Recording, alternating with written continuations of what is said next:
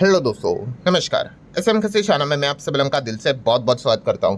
And दोस्तों, आज के दिन की अगर बात कर रहे हैं, ठीक है, बाजार तो वही है, ऊपर जाता है नीचे आता है, उसी रेंज में यहाँ पे फंसा पड़ा हुआ है। एंड यहाँ से बाहर निकलने से रिलेटेड हम खबरों का इंतजार कर रहे हैं कि कुछ तो अच्छी खबर आएगी, कुछ तो अच्छी खबर आएगी।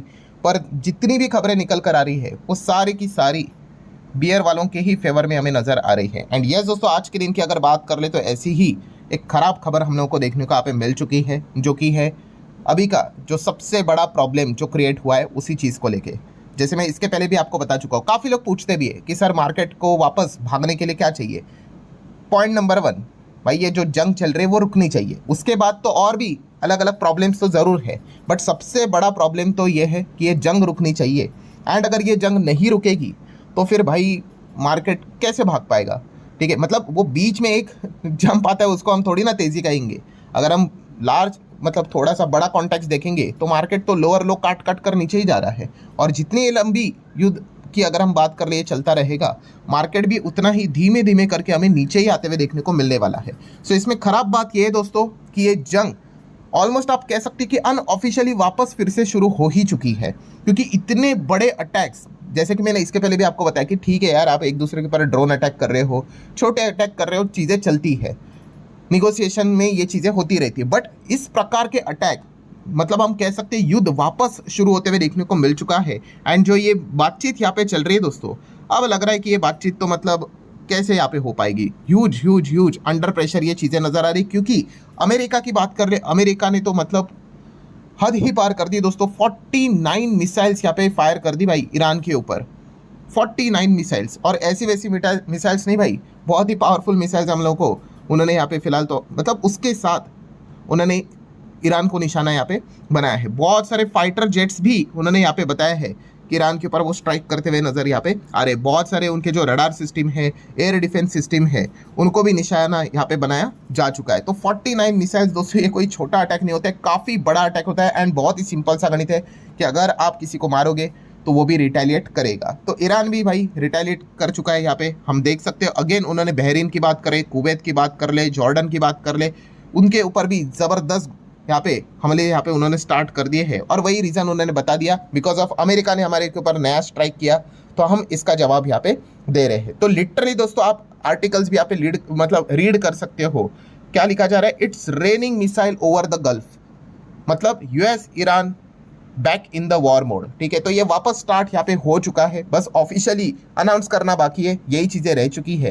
एंड अगर ये वॉर अगर ऐसी स्टार्ट अगर वापस हो गई, जो कि ऑलमोस्ट हो ही चुकी है, तो फिर भाई युद्ध मतलब रुकेगा नहीं, तो हालत तो यहाँ पे खराब ही होगी। थोड़ी ना हम सेलिब्रेट करेंगे कि वाह क्या बढ़िया खबर है, एक दूसरे के ऊपर अब ये बड़े अटैक्स करना स्टार्ट यहाँ पे कर चुके हैं। तो बॉटम लाइन यही है दोस्तों कि हम जिस चीज़ का इंतजार कर रहे थे वो तो हो ही नहीं रहा है कि युद्ध यहाँ पे रुकेगा, कोई अच्छी खबर आएगी, बिल्कुल भी नहीं। अभी तक जो भी अच्छी खबरें आई है वो सिर्फ मतलब अफवाह तो नहीं कह सकते, ठीक है, निगोसिएशन में इस प्रकार के ही खबरें यहाँ पे आती रहती है।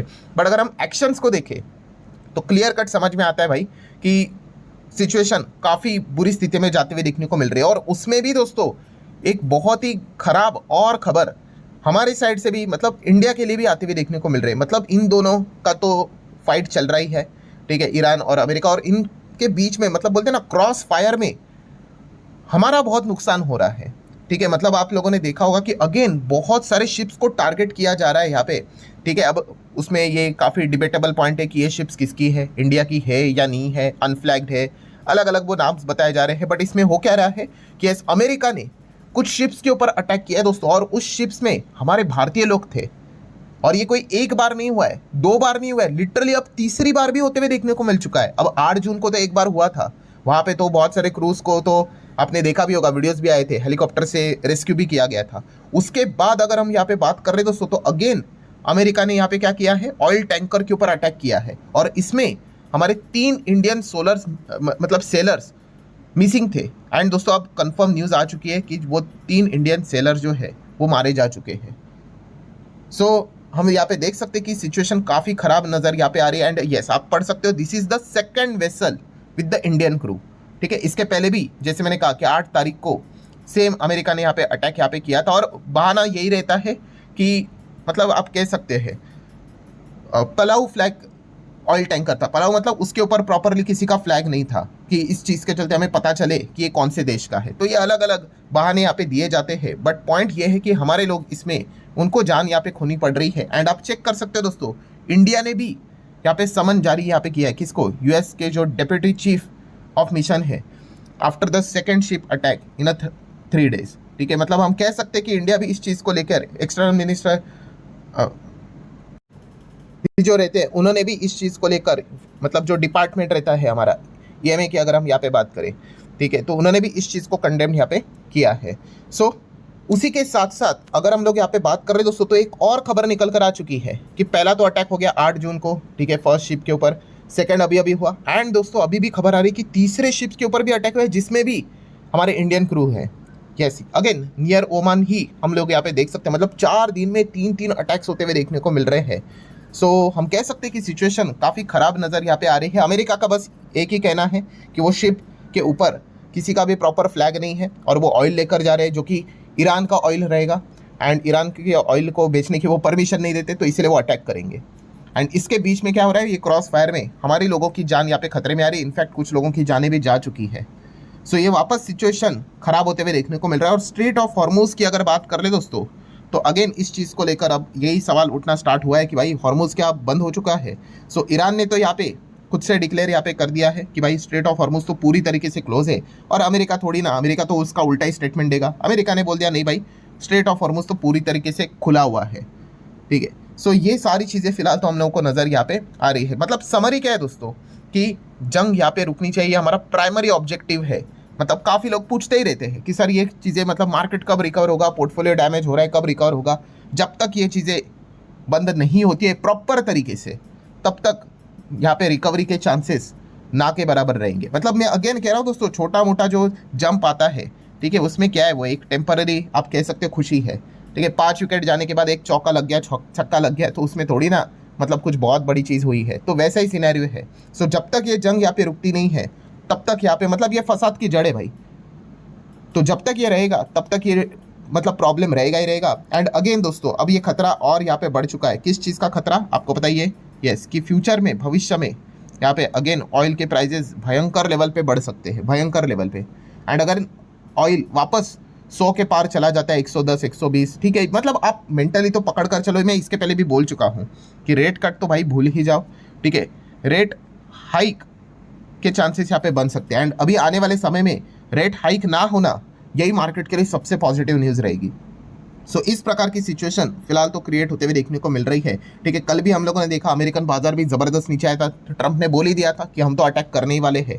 तो ये सारी चीज़ों के चलते बाजार भी यहाँ पे फ्रस्ट्रेट होते हुए देखने को मिला, और ग्लोबल लेवल पे ये चीज़ें हमें नज़र यहाँ पे आ रही है। एंड इसीलिए अगर हम हमारे भी बाजार की बात कर ले, रोज़ का वही रहेगा भाई, कुछ नहीं, यहाँ पे गैप डाउन होगा, ठीक है, थोड़ी तेज़ी आएगी, फिर वापस नीचे जाएगा, कभी नीचे आएगा, फिर ऊपर। मतलब ओवरऑल अगर हम यहाँ पे देखें पैटर्न क्या है, जो मैंने अभी आप लोगों को बताया, यस, लोअर लो काट के मार्केट यहाँ पे नीचे ही जा रहा है। अगर आप चेक भी करोगे, ये देखो 5 दिन का भी अगर हम परफॉर्मेंस को देखोगे, लोअर लो काट के, ठीक है, यहाँ पे हाई बना दिया, फिर वापस यहाँ पे नीचे आ गया।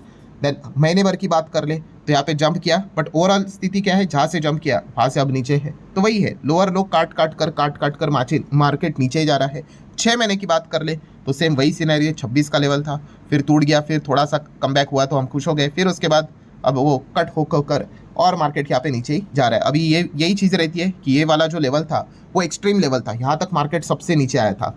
करंट ये जो सिनेरियो चल रहा है उस हिसाब से अगर इस लेवल को भी अगर तोड़ा, ठीक है, वो तो टेक्निकली भी मतलब कहते हैं ना कि मार्केट में और भयंकर लेवल का प्रेशर इजीली क्रिएट हो जाएगा, क्योंकि एक साइकोलॉजिकली वो चीज़ रहती है ना। नॉर्मली अगर आपने टेक्निकली चीज़ों को पढ़ा होगा कि जो सबसे मतलब जो भी क्राइसिस जो चलता है उसमें जो भी बॉटम बनता है, ठीक है, बहुत स्ट्रॉन्गेस्ट बॉटम, ठीक है, अगर वो ब्रेक होता है तो मार्केट इजीली गिर जाता है। सेम रेसिस्टेंस के लिए भी रहता है कि अगर वो टूटा तो मार्केट एकदम ज़बरदस्त भागता है। तो फिलहाल तो भागने की क्या ही बात करें, ये वाला जो लेवल है अब सबसे क्रूशल यहाँ पे बन चुका है। अगर ये टूटा तो इजीली बियर वाले हावी होकर मार्केट को 22 के नीचे भी इजीली यहाँ पे खींच सकते हैं।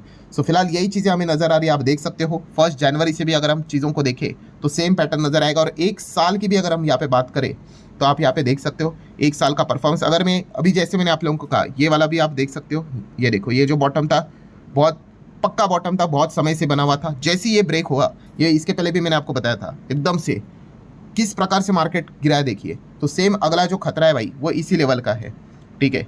जो कि आप यहाँ पे देख सकते हैं। इसके पहले भी मैंने आपको बताया था कि ये जो सपोर्ट और जो ये रेसिस्टेंस की बात रहती है उसको आप मतलब बोलते हैं ना मल्टी ईयर सपोर्ट या फिर मल्टी ईयर रेसिस्टेंस जो रहते हैं, ठीक है, उसको अगर आप थोड़ा सा अगर देखोगे तो वहाँ पे चीज़ें मतलब सही जाने के चांसेस यहाँ पे होते हैं। शॉर्ट टर्म में देखोगे सपोर्ट रेसिस्टेंस रोज करते जाओगे तो वहाँ पे क्लियर पिक्चर नहीं मिलती है।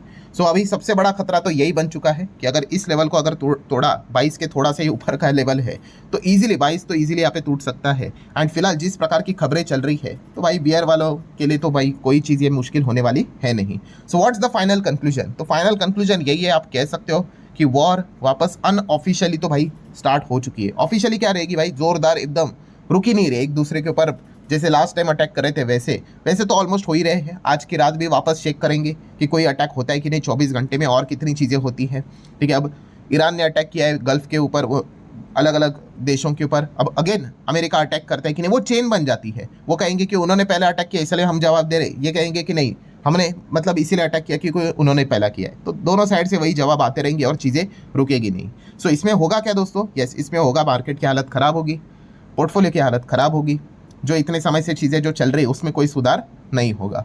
सो ठीक है दोस्तों, देख लेते हैं अभी का जो जितना भी लेटेस्ट इन्फॉर्मेशन था वो मैंने आप लोगों के सामने रखा हुआ है। वीडियो हेल्पफुल लगा होगा चाहो तो लाइक एंड शेयर कर सकते हैं, क्योंकि इसी के ऊपर ध्यान रखना पड़ेगा, यही से हमें हिंट मिलेगा कि बाजार का डायरेक्शन एग्जैक्टली क्या रहने वाला है। सो ठीक है, मिलते हैं अगले वीडियो में, तब तक के लिए बाय बाय।